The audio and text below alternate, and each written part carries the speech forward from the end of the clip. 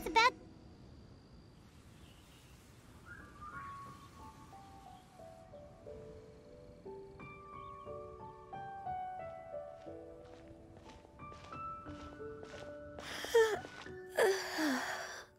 Greetings, Traveler and Paimon. What time is it? Are you okay, Ganyu? You were nodding off there. Didn't you sleep well last night? I'm fine. Don't worry about me. Let's discuss the matter at hand. Since last time, I've been thinking a lot about the story Paimon told me. In essence, someone rescued a drowning man and performed some music. If that were all there was to it, it could have been many people, human or Adeptus.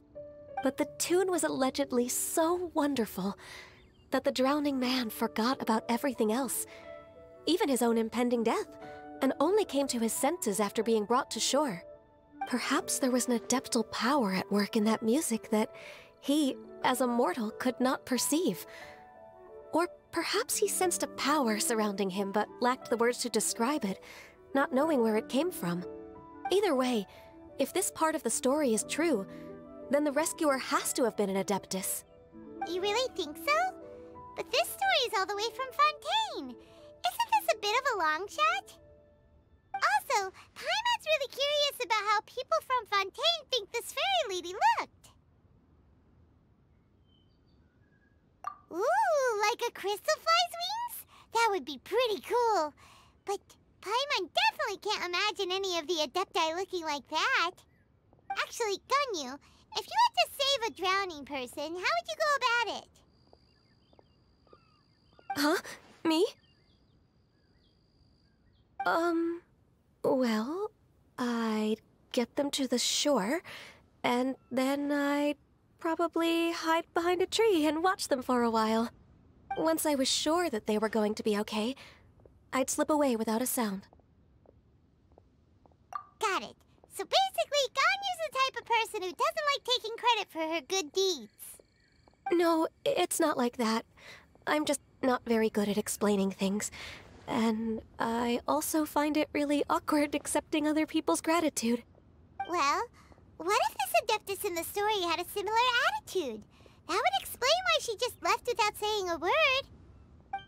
She was probably thinking something like, one was merely passing by and saw fit to address this egregious disruption to one's graceful zithering at once. You may keep your thanks to yourself. That was actually a very good impression of Cloud Retainer, Paimon.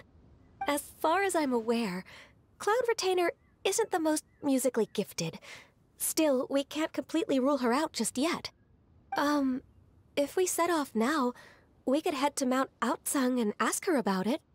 You'll be able to confirm either way if it's her, and I can, I've been in Lea Harbor for so long now that I'm just not as familiar with the Adepti anymore. If there's anything we want to know about them, she's the best person to ask. Sounds great! And we're pretty close with Cloud Retainer by now, so we probably don't even need to bring her food this time, right? I've prepared a gift for her to mark the festival, just in case. However, Cloud Retainer spends most of her days studying mechanisms in her abode. She's on her own so much of the time that the moment she has someone to chat with, she just... Never mind. I promised I'd help Mr. Dvorak, and now that I've made the contract, I can't be having second thoughts. Traveler, Paimon, let's set off for Cloud Retainer's abode. Seems like this is a tough decision for Ganyu, but she's made up her mind now. Paimon gets why she'd be so anxious. Okay, how about this? If Cloud Retainer tries to start telling stories about her again this year, we should pipe up and change the topic. Wait, did she leave already? Hey, Ganyu, wait up!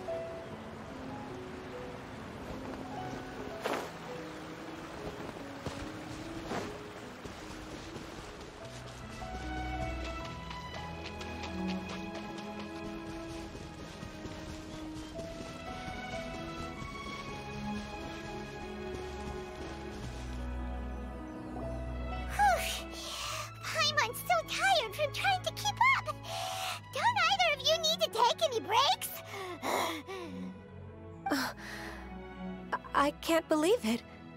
Cloud Retainer is not here. Huh? Did we miss her? She doesn't like to travel, so in the past, it's always been the other Adepti who come to visit her during the festivals. True.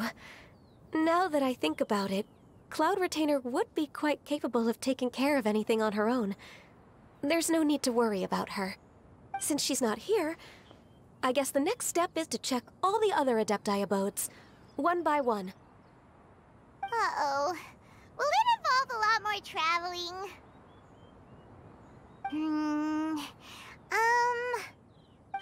Got it! Paimon has a great idea! Please go on, Paimon. Our goal here is to find the Adeptus that helped Dvorak's ancestor, right? We can't hear any music right now, but if she's really as nice as the story suggests, she'd definitely come to help anyone who was drowning, right? Yes, I think that's fair to say. So, all we have to do is get the Traveler to pretend to fall into the water, and the Adeptus will come to the rescue! You know perfectly well that Paimon can't swim! Paimon would sink like a rock! Just trust Paimon! The water's pretty deep over there! Quick, swim to the very center!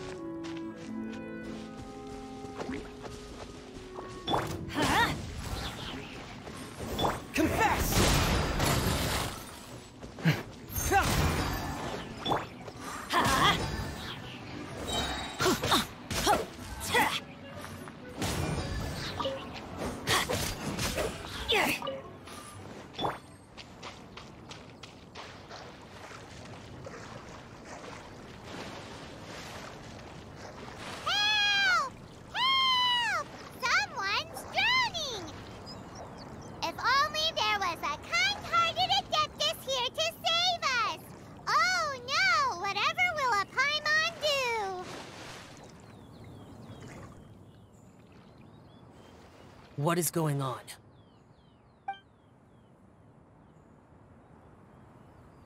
How do you feel right now?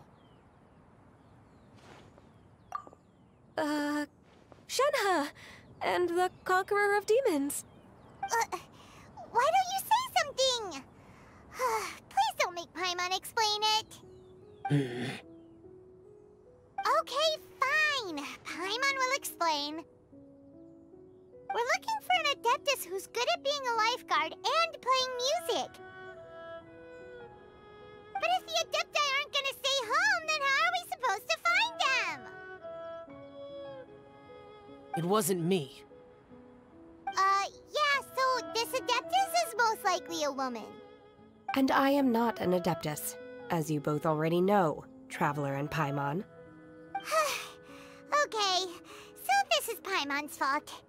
No way Paimon would have suggested this idea if she'd known how awkward this was gonna be.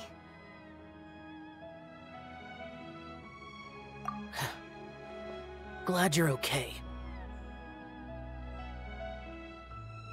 As far as I know, the one you seek is no Yaksha. And one last thing. Your actions here caused others a great deal of worry. Do not repeat them again in the future. As ever, the Conqueror of Demons comes and goes, just like the wind. Right. I didn't dare to say a word just now. How's your training going, Shenhe? Have you made any plans for Lantern Rite? We could spend it together in Liyue Harbor if you'd like. Oh, I had planned to spend the festival with Master this year. However... Oh, speaking of Cloud Retainer, when did you see her last? Earlier this morning, she set off for Mount Hulao at dawn. I noticed she was using an Adeptus art of some kind to protect a mechanism that looked like a boiler. Maybe it was a gift for Mountain Shaper. I did not inquire. So we just missed her. Please excuse me for a moment. I think I'll leave the gift in her abode. Sure. Thank you. It sounds like Ganyu and Shenhe have gotten a lot closer recently. Yes. During the summer and winter, I continue to train with Master. In the other months of the year, I have been learning to adapt to human life in Liyue Harbor. Ganyu arranged accommodations for me in the city, and also recommended several work positions for me. But when I try to blend in by referring to her as Miss Ganyu or Lady Ganyu, like the others, she says I mustn't address her like that. Sometimes I'm supposed to copy other people. Sometimes I'm not. It's a little difficult to keep track of everything. Oh, is that what it is? Noted. So, you came looking for Master today because you wanted to ask her about the Mystery Adeptus. Is that right? Yep. Oh, speaking of that, have you ever heard any music while out training in the mountains? Music? What is that? It's, a kind of a happy or relaxing sound. Or, a nerve-wracking sound. Or even a terrifying one. Okay, I'm done. I also left her a note so that she knows where to find us. We won't miss her again. Yay! That's really helpful. Thanks! We were just talking about this thing called music, and based on Paimon's description, I do believe I hear it every day. Please follow me. Oh, really? Great, let's go!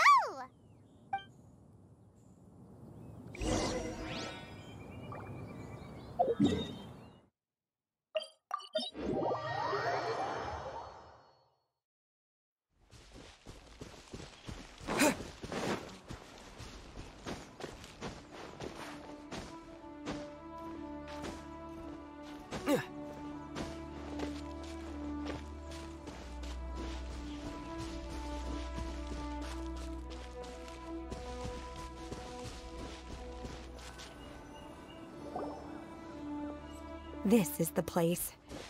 I enjoy training here to the sound of music.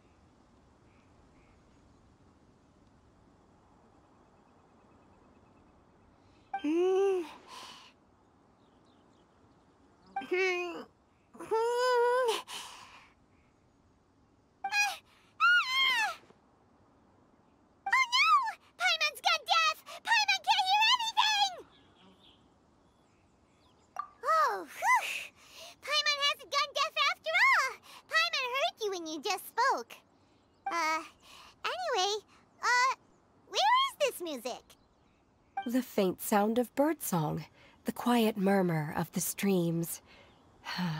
These are relaxing sounds. Are they not the music of which you speak?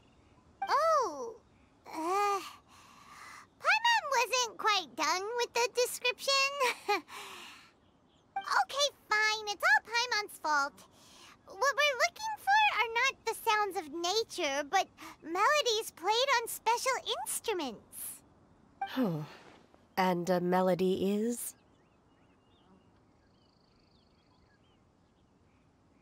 Huh? Hey, why don't you just sing that one melody Shen has heard before? It'll probably help her to understand what we're talking about.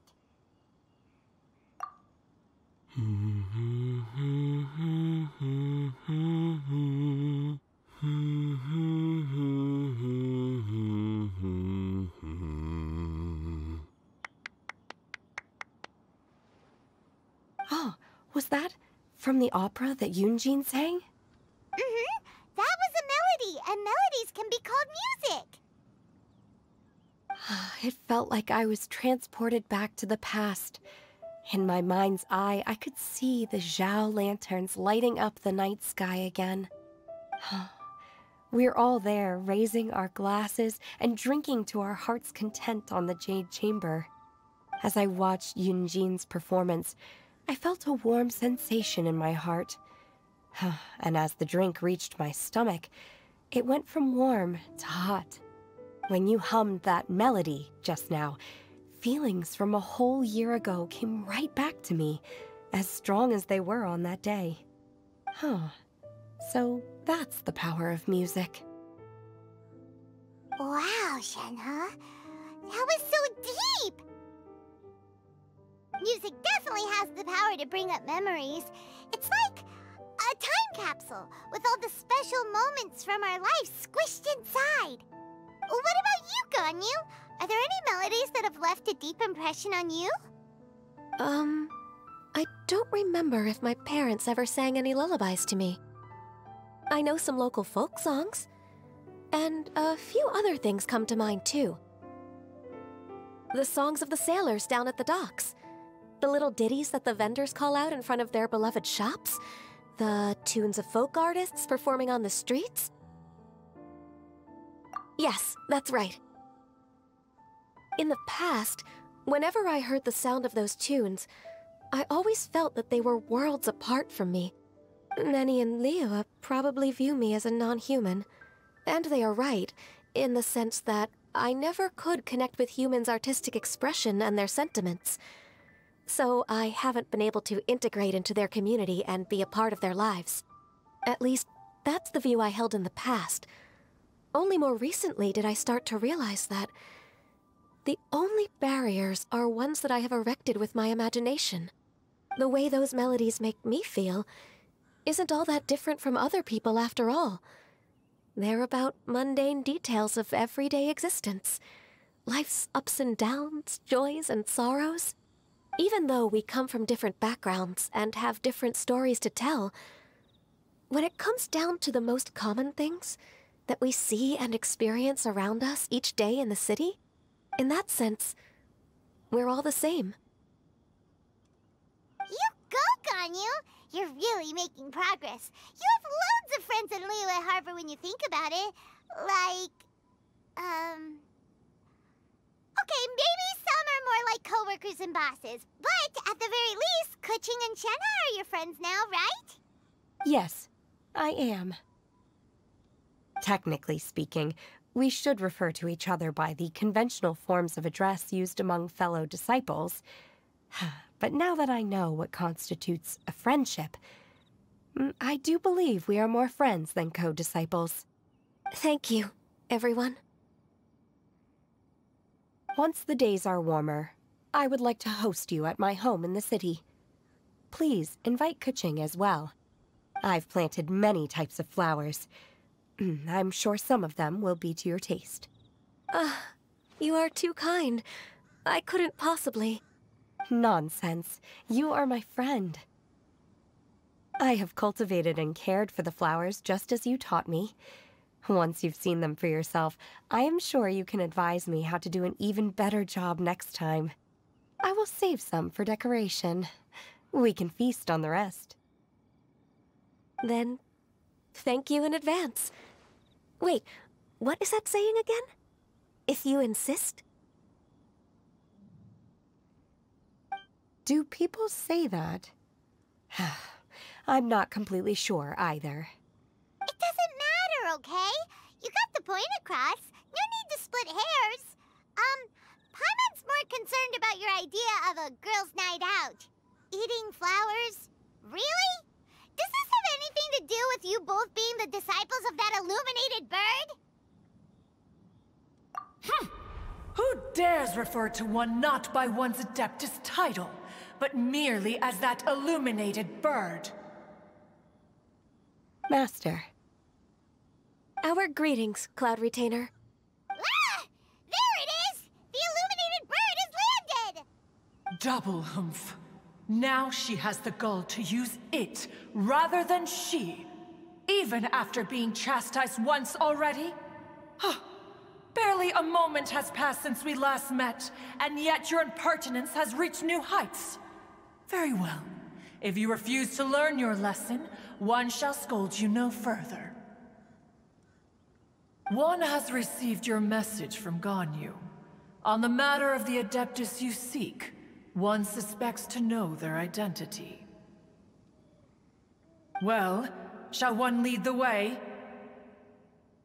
I still have to complete my training for today, so I will bid farewell to everyone here. Very well. Await my arrival at one's abode later this night. On this special occasion, you should indulge yourself with some savory dishes.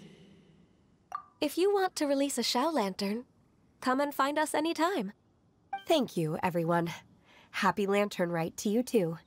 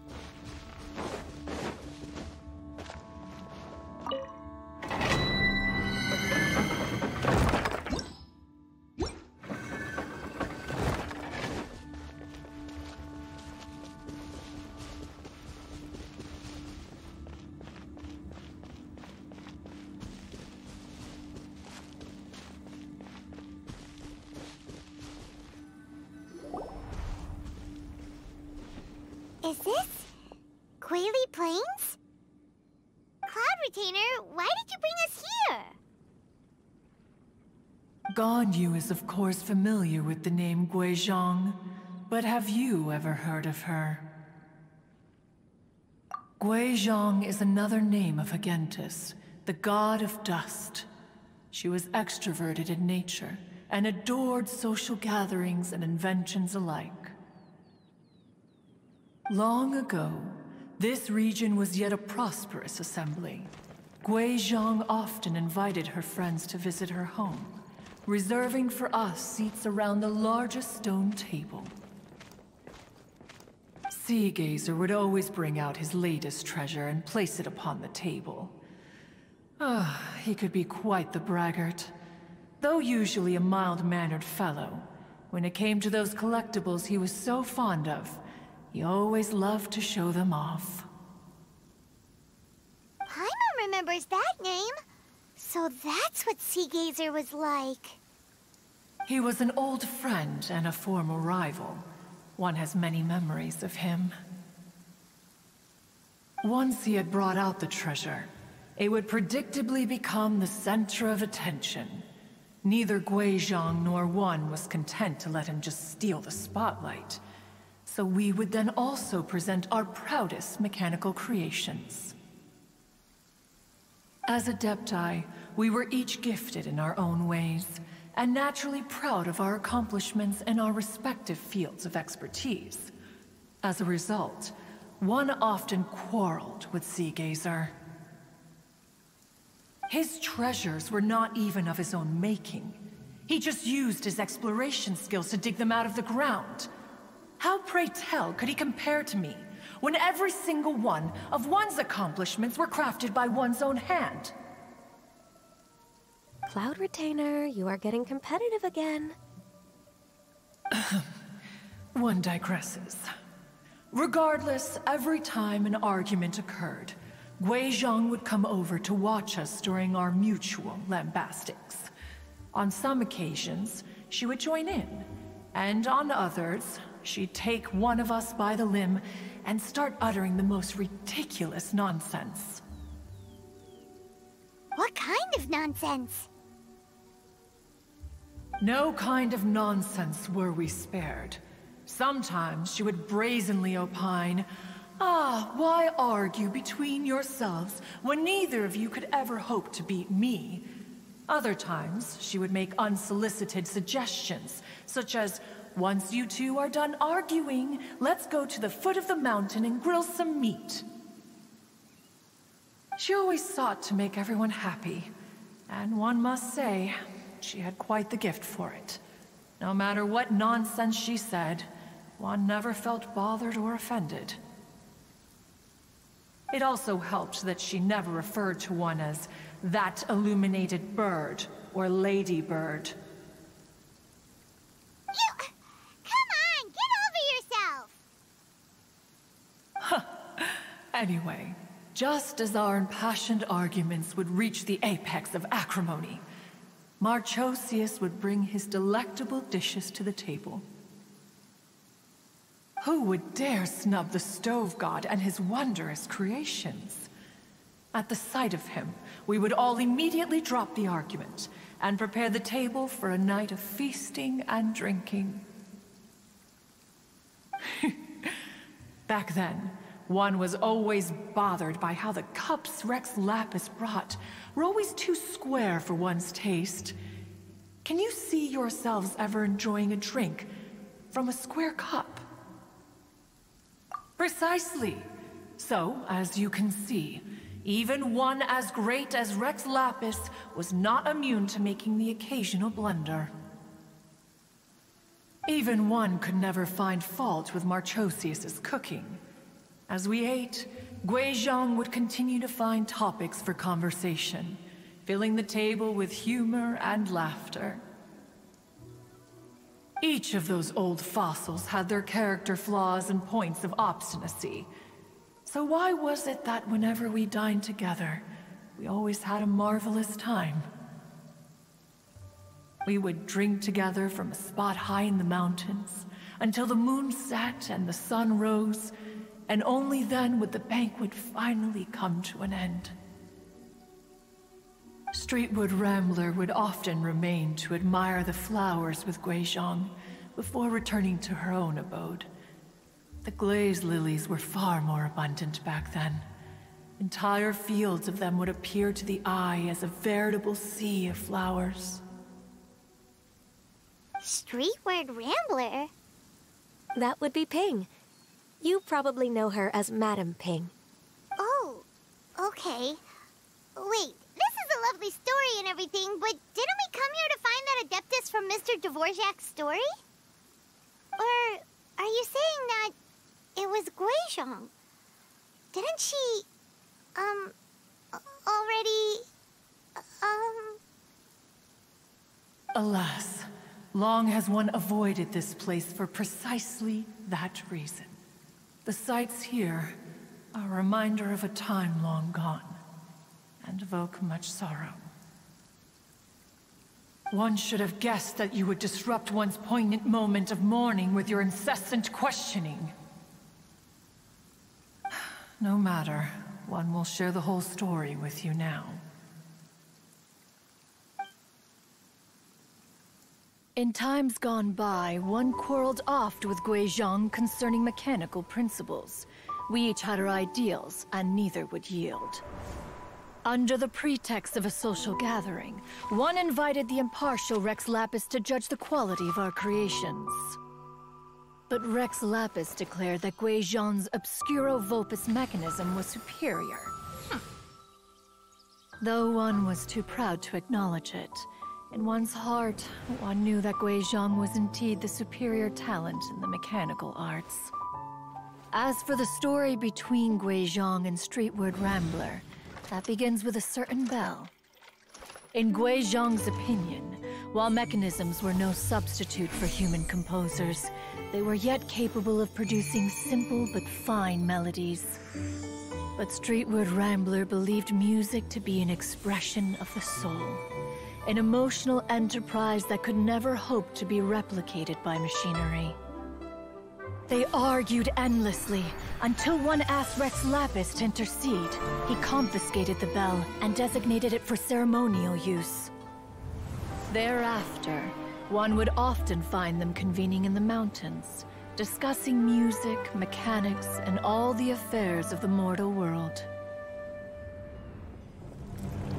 But these good times were not to last. War broke out between the gods, and soon engulfed the Guili Plains. Guizhong was overpowered by the enemy, and fell in battle.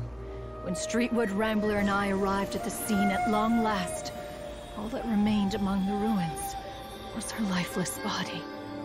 After this, at Streetwood Rambler's request, Rex Lapis granted her the cleansing bell for safekeeping. To honor our friend's memory, one made a few finishing touches to her ballistic device. Many lantern rites have passed since then. Many greetings and goodbyes. Upon what do you gaze? The Guili Plains? No. It's everything.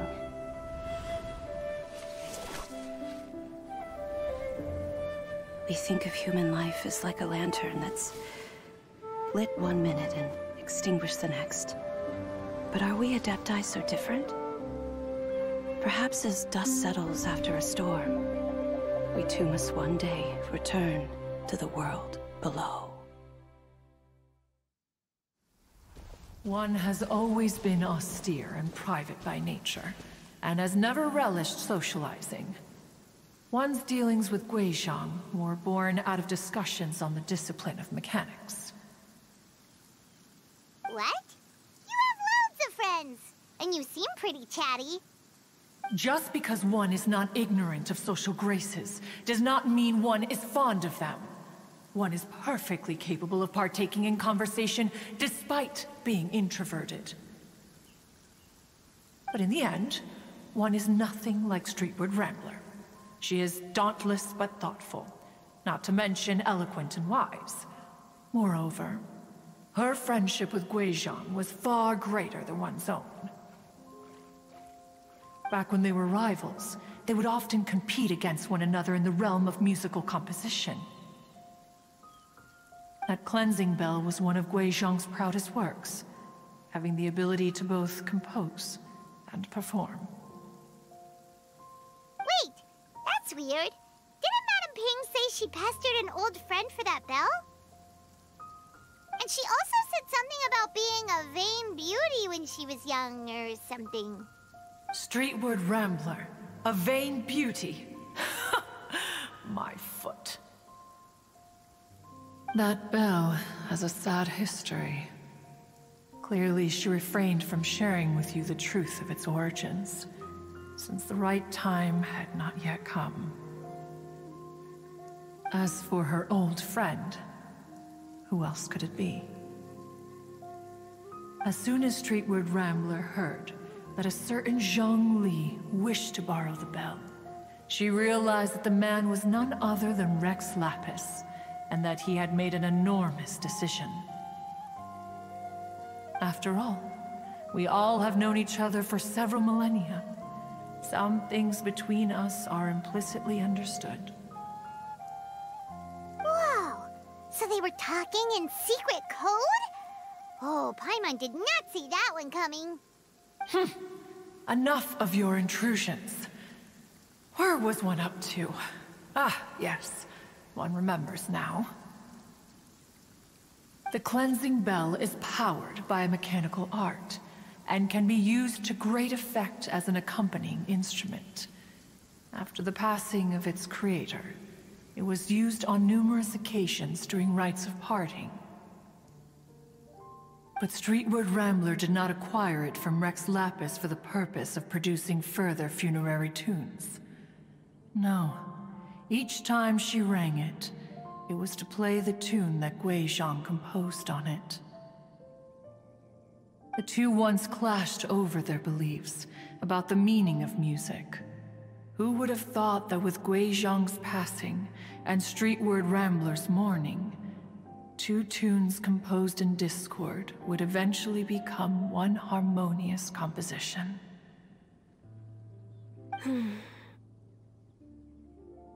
Once upon a time, Streetwood Rambler also loved gatherings, liquor, and music.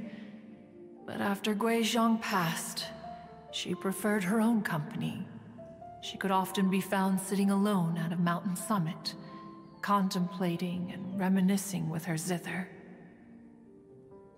The music would go from mournful to soothing to impassioned. Many years passed before she finally composed a melody to her satisfaction. In celebration, she played the tune to the clouds. Regrettably, one has only ever heard her play that tune once. Which brings one back to the matter you've been investigating.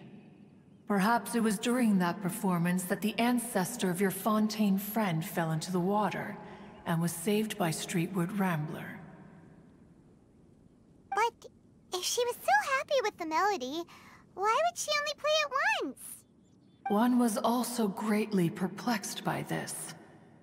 After suppressing one's curiosity for a long while, one finally approached her and asked why she would retire the tune after having spent so long on it. In response, she said, "Though the strings that played that melody survive, the one who inspired it is gone. Tell me, Cloud Retainer, when the one attuned to my soul is no longer here, who else could hope to understand this tune?" Aw, poor Madame Ping. I just remember being taken care of by you when I was young. Once the Archon War came to an end, I stayed behind in Liyue Harbor to honor my contract. Although I met Guizhong a few times, I never knew anything of this particular story. Guizhong was quite the visionary, but tragically passed before her time. Her manuscripts still lie unfinished in the realm of clouds. Blank pages give one cause for contemplation on what might have been. Had you not decided to search for that mystery Adeptus, perhaps these stories, too, would have been lost to the sands of time. As of now, you know the truth. That the Adeptus who rescued the drowning man was none other than Streetwood Rambler. Do you intend to discuss this with her?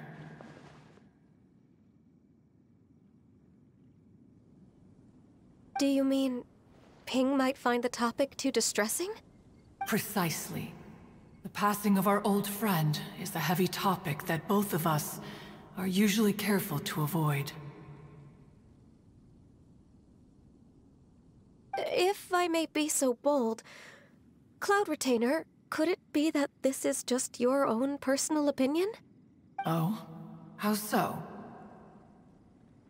I've been in Liyue Harbor for quite a long time now, and I've witnessed many farewells along the way, so I too am well acquainted with the pain of the passing of a loved one. But this doesn't bring the city or its people to a standstill. They have to keep moving forward. Someone as perceptive and wise as Ping will surely have come to understand and embrace this. Though these immortal mountains have lost an Adeptus, the harbor of mortals has gained a wise elder. No loss can ever be undone, but there is always much that can still be gained. Ping has helped countless people, and will guide many others in the years to come. And all to whom she extends a helping hand become her friends. People she can admire flowers and discuss music with.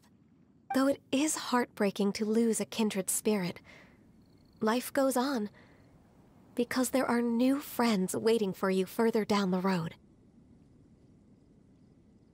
We even asked Madame Ping what she thought about adding a music festival to this year's Lantern Rite. Oh, when we get back, why don't we just ask her if she'd like to perform? Maybe we can even get her up on stage. You youngsters and your imaginations. Why don't you come with us? It's been a long time since you last spoke with Ping, and Liyue Harbor is always decorated so beautifully during the festival period. Is not every Lantern Rite the same in this regard? Were there ever anything new to discuss? One in Ping could meet any day of the year. I disagree. Each new day and each new year is different from those that have come before. How long will you simply let them pass you by? The edibles she brought this time were indeed quite delectable. Very well. Then one will be off. If the other old fossils have sneaked away into the city to amuse themselves, one shall soon find out. All right. We should be getting back to the harbor as well. We don't want to keep her waiting. Once the Guili Assembly, now the Guili Plains. Say, if we planted flowers there and cared for them carefully enough, do you think that one day we'd be able to recreate the Sea of Glaze Lilies? Allow one to take back one's praise from a moment prior. You are still far too given to flights of fancy, child. What? Cloud Retainer? You were still listening? One observed that you were making no effort to leave, and returned to chasten and hasten you. This time, one is departing in earnest.